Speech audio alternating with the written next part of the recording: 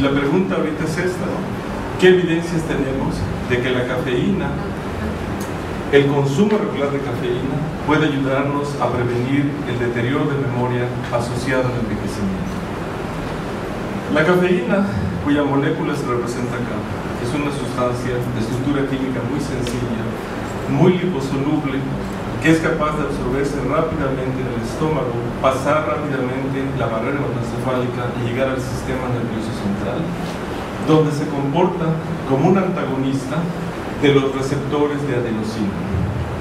La adenosina es una sustancia que no se libera por exocitosis, sino que las células la producen bajo ciertas circunstancias. Y la más importante es un aumento de la tasa metabólica. Todas las células del organismo, no solo las nerviosas, producen adenosina. A mayor consumo de ATP, el subproducto es adenosina. La adenosina sale de las células por medio de un transportador y activa receptores de membrana.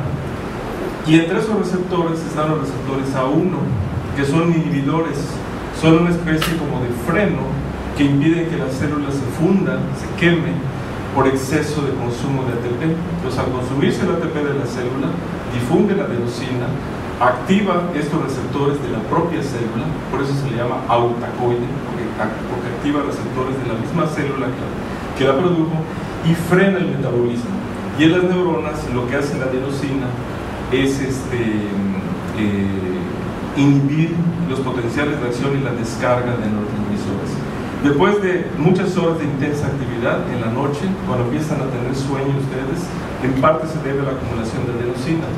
La cafeína es un antagonista de estos receptores y al impedir la acción inhibidora de la adenosina, ejerce sus acciones psicoestimulantes, que es la característica más importante. Otra cosa muy interesante es esta: muchas otras sustancias son estimulantes de la actividad cerebral, pero tienen un alto potencial de causar adicción, lo cual es un problema. La nicotina es una de ellas, y qué decir tampoco de la cocaína y sustancias relacionadas. La cafeína es una sustancia que raras veces produce adicción en los seres humanos y por esa razón tiene esas propiedades tan interesantes.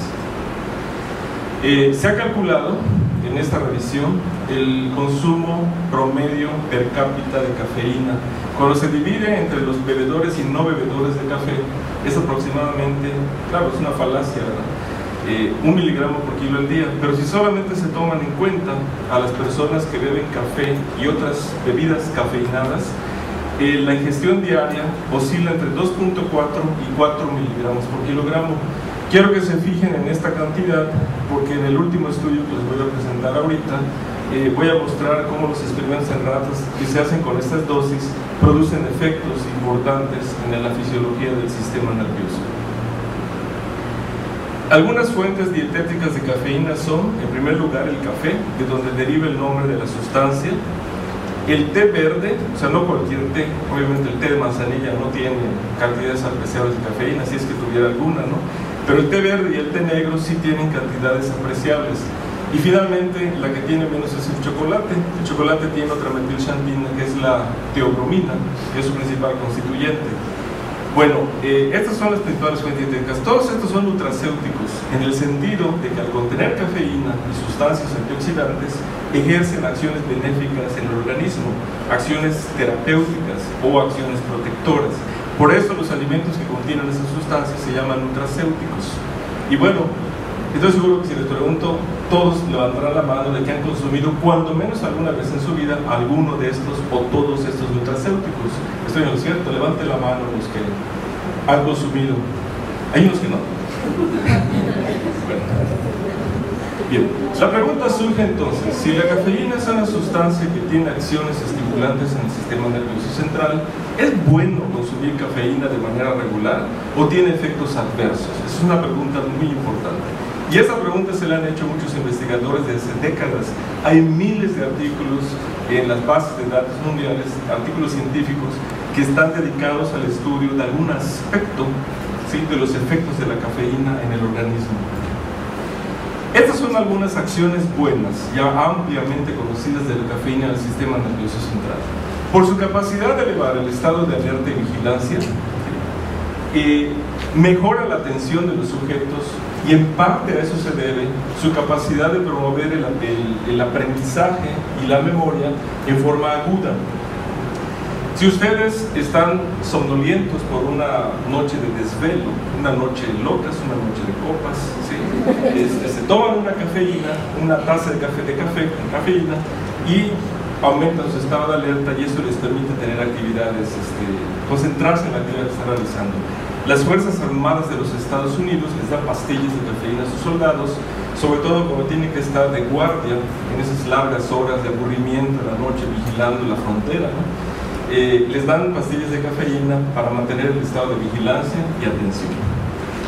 Luego, ya en pláticas pasadas les he hablado ya exhaustivamente de las acciones benéficas en cuanto a sus efectos neuroprotectores. Hay muchas evidencias de que su consumo regular disminuye la posibilidad, la probabilidad de desarrollar enfermedad de Parkinson, que es una enfermedad neurodegenerativa, tanto en los varones como en las mujeres con menopausia que no toman estrógenos, porque los estrógenos, como se había dicho, contrarrestan esas acciones benéficas.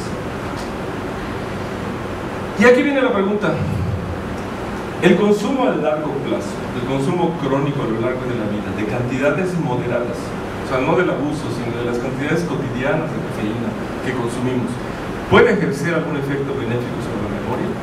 No se puede hablar de memoria sin hablar de aprendizaje, que son dos funciones cerebrales interdependientes. La una no existe sin la otra, ¿sí? Y se refuerzan en forma recíproca. Aquí ponemos la imagen de una guapa mujer aprendiendo mientras se toma una taza de café. La pregunta: ¿es bueno esto?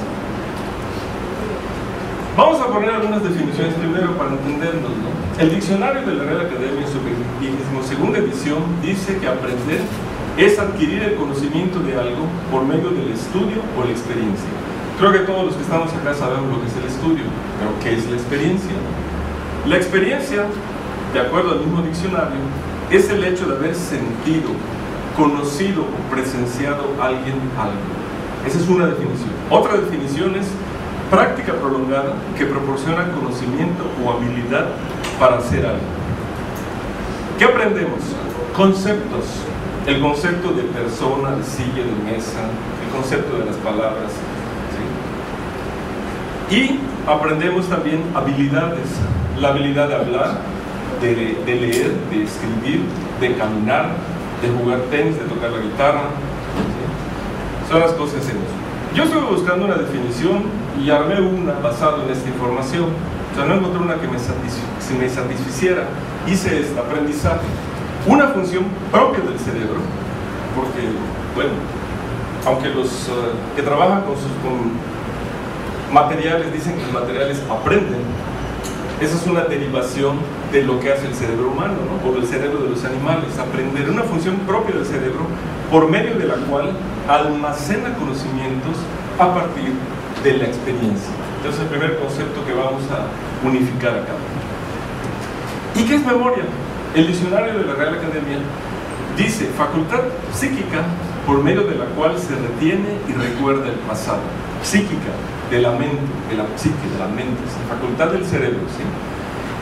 Aquí tenemos a dos personas en esa típica actitud de tratando de recordar algo, ¿no? Eso es como nos imaginamos, aunque no necesariamente, ¿no? Todo el tiempo estamos recordando cosas sin poner estas expresiones.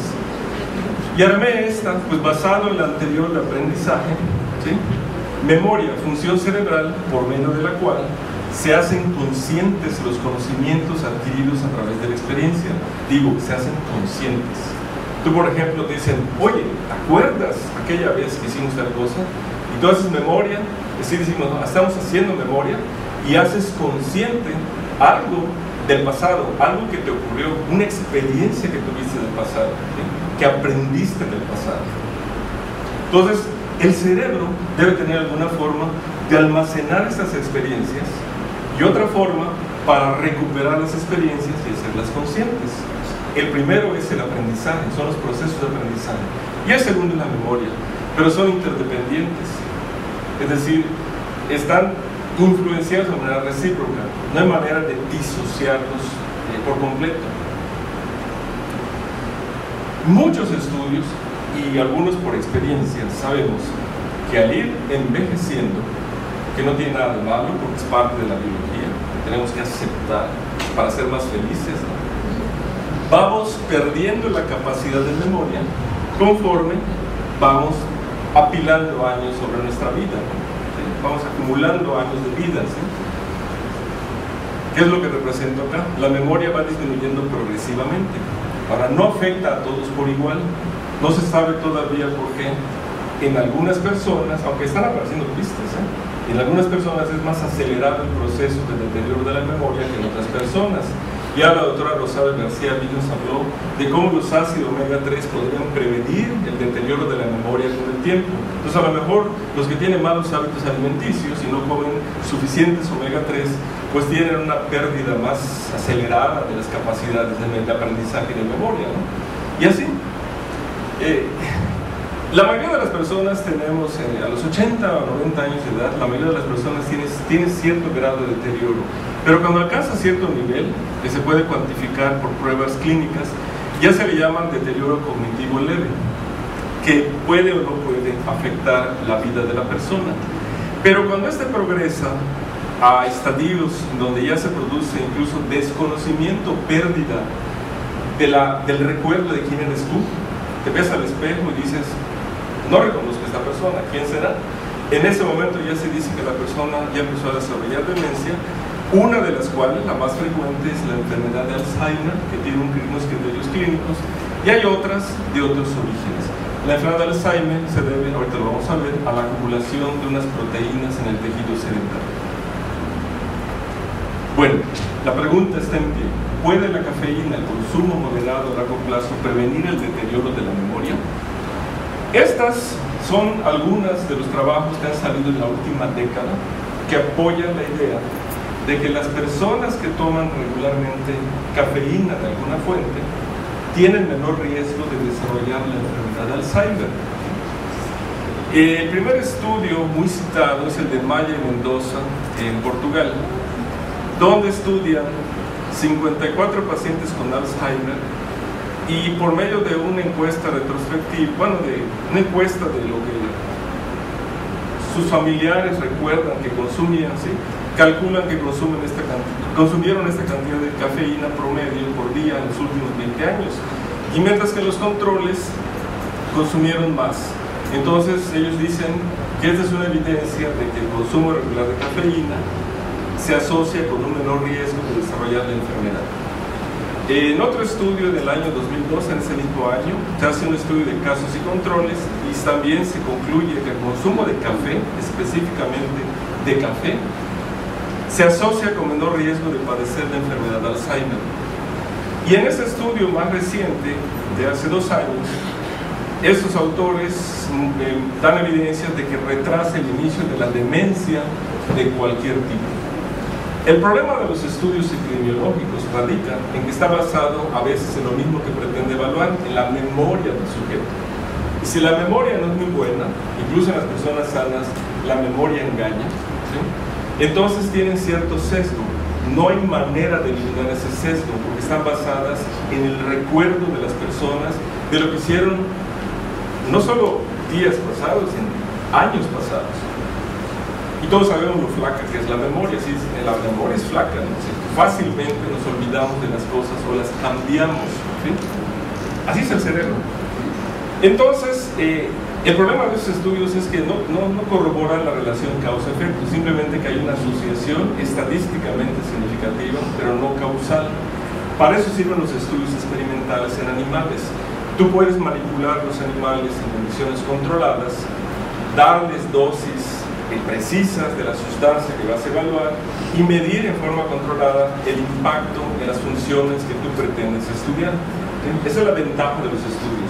Como se reproducen rápido los animales, en corto tiempo podemos obtener la información. Digo, no son los seres humanos, pero dan una idea bastante buena de lo que podría estar pasando en las poblaciones humanas, ¿no?